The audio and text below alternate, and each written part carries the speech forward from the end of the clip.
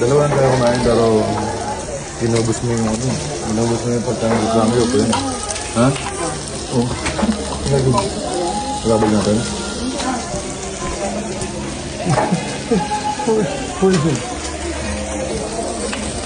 Nakasama ko yung nagluluto, baka mapait ka na.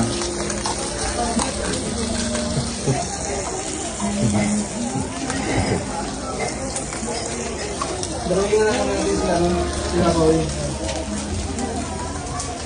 Kumuro ka na ka. Sabi mo kumuha ka kahit anong gusto ko. Pero if ever, may honest tayo. Matatapos.